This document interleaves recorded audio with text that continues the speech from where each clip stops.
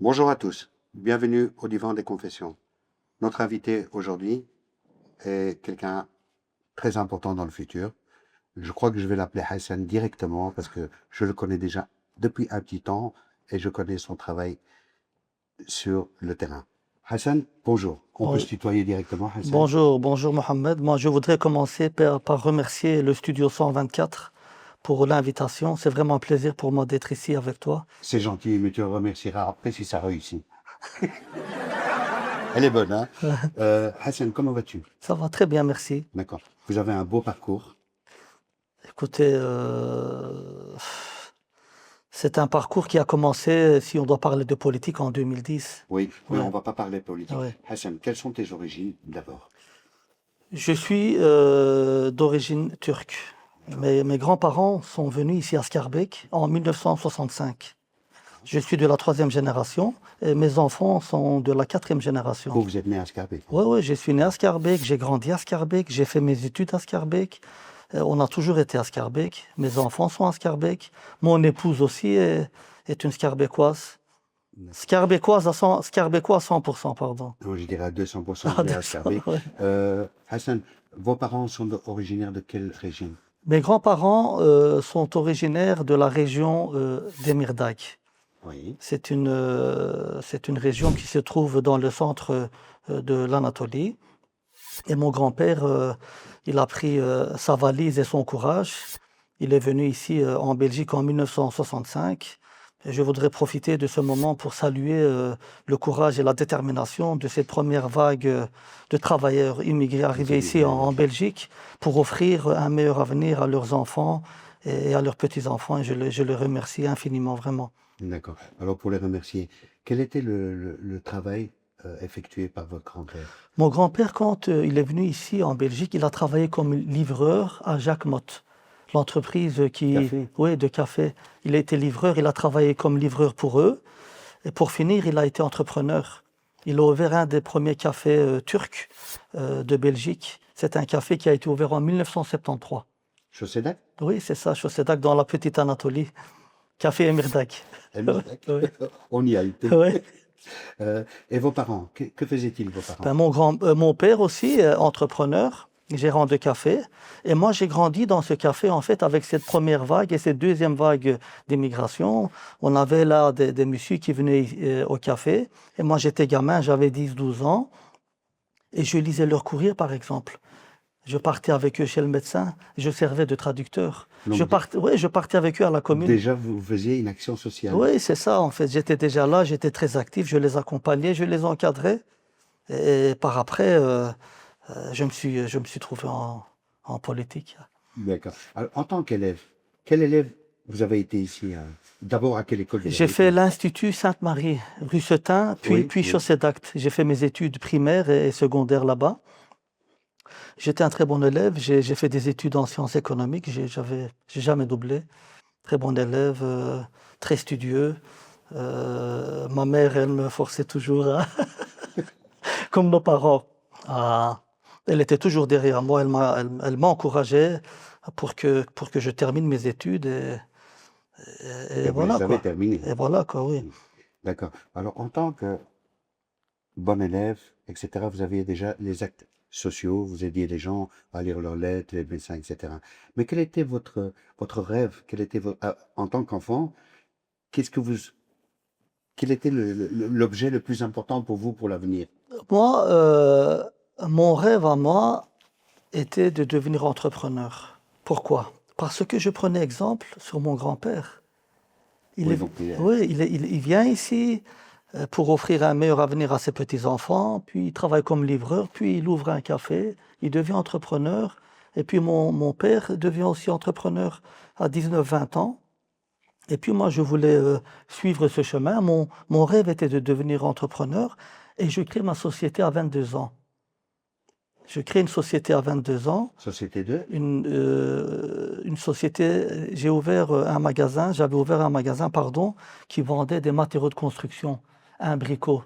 Un magasin que j'avais ouvert début des années 2000 quand j'avais 22 ans. C'était mon rêve d'être indépendant et de devenir entrepreneur. 22 ans. Et je l'ai réalisé. J'adorais le commerce, et en même temps, j'adorais également la politique.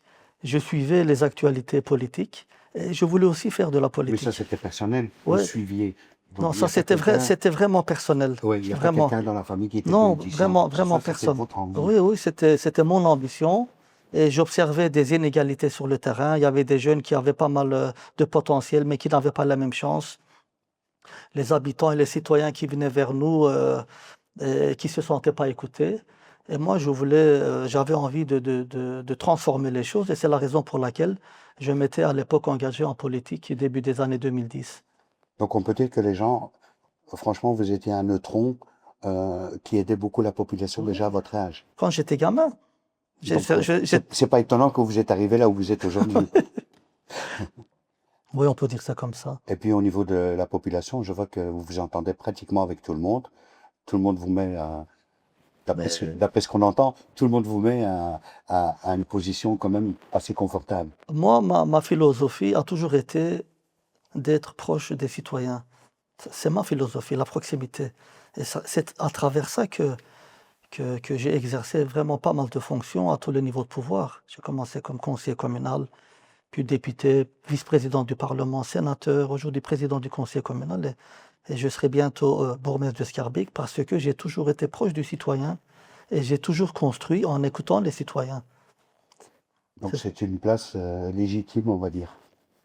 Ce sont les citoyens qui nous mènent là où nous sommes aujourd'hui. Oui, mais justement, c'est par rapport à ça que je vous dis que par rapport à ce qu'on entend, la population, elle est favorite. Vous êtes comme un pur sang pour l'instant. Écoutez, c'est le fruit de tout un tout le travail que Oui, vous avez oui, effectué c'est ça. jusqu'à maintenant. Oui, oui. Et quels sont vos rêves dans le futur? Moi, mon rêve à moi, ça n'a jamais été d'exercer vraiment des postes ou quoi que ce soit. Ça n'a jamais été d'avoir une carrière ou quoi que ce soit. Ça a été vraiment d'être vraiment utile aux citoyens. Mon rêve, c'est d'accéder, on va dire, à des postes ou bien à des endroits ou bien des postes à travers lesquels je pourrais être utile aux citoyens. C'est ça mon rêve en fait, Être utile. d'être au service du citoyen. Ça a toujours été ça et ça sera ça. Mais pour ça, il faut avoir quand même les âmes pour pouvoir aider les gens. Ben oui. C'est pas évident. C'est pas évident aujourd'hui, mais on fait de notre possible. Si on sait aider, on aide les gens. Sinon, on les accompagne. Sinon, on les oriente, on les encadre. C'est tout un travail qu'on fait depuis des années. D'accord. Alors pour l'instant, je sais que vous êtes très débordé. Il y a beaucoup de demandes. Au niveau politique, vous allez bientôt être bourgmestre, c'est très bien. Mais qu'est-ce qu'il y a sur la table pour l'instant? Écoutez, je serai bourgmestre en 2028. Ça, ce sera vraiment une grande responsabilité pour moi. Pour moi, être bourgmestre, ce n'est pas seulement administrer une commune. C'est rassembler, c'est descendre sur le terrain, c'est écouter et agir. C'est d'être à l'écoute. Oui, c'est ça, c'est écouter et agir. En fait, moi, je rêve d'une commune où les Schaerbécoises et les Schaerbécois se sentent respectés, M. Mohamed. Vraiment, se sentent respectés, en sécurité. Des Schaerbécois et des citoyens qui se sentent en sécurité et qui ont vraiment du plaisir à vivre dans cette commune. C'est ça mon rêve. Vraiment, c'est ça mon rêve pour 2028. Il y a une très grande communauté turque à Schaerbeek. Il y a une grande diversité dans notre commune, vraiment. Il y a plus de 140 nationalités. C'est une commune vraiment très, très cosmopolite. Et ça, c'est la richesse de notre commune. Et c'est une richesse qu'il faut faire contribuer pour tirer notre commune vers le haut. Vraiment. Justement, je me souviens de l'époque où les premiers Turcs qui étaient venus, ce que Chaussée d'Acte est devenu pratiquement l'endroit principal de toutes les rencontres des Turcs. Oui, Et je pense que beaucoup est parti de cet endroit-là. Oui, c'est l'artère de la communauté turque, l'artère de la communauté turque, on va dire même de Bruxelles et de Belgique. Quand vous dites la Chaussée d'Acte ici en Belgique, et quand vous parlez de la petite Anatolie en Europe, les gens connaissent très très bien. Oui, ils connaissent très très bien. Ouais. Ils connaissent plus la Chaussée d'Acte que Bruxelles. Vraiment, vraiment, en Allemagne, en France, aux Pays-Bas, Luxembourg, il y a vraiment énormément de personnes issues de la diaspora turque qui débarquent sur la petite Anatolie. D'ailleurs, ils viennent même, vous avez même des journalistes asiatiques, des Coréens, des Japonais qui viennent faire des tournages sur la petite Anatolie, hein. Vraiment, c'est...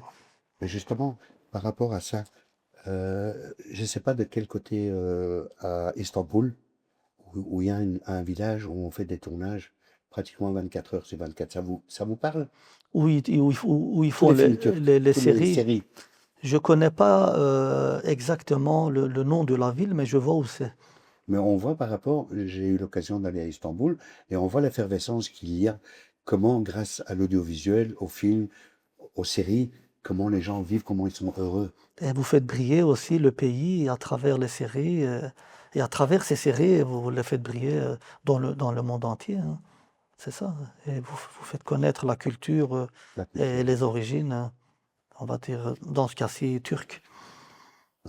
Ouais. Ici à Bruxelles, actuellement, euh, on va dire qu'il y a pas mal de problèmes de poubelles, pas de problèmes de gens sans papier, etc., etc.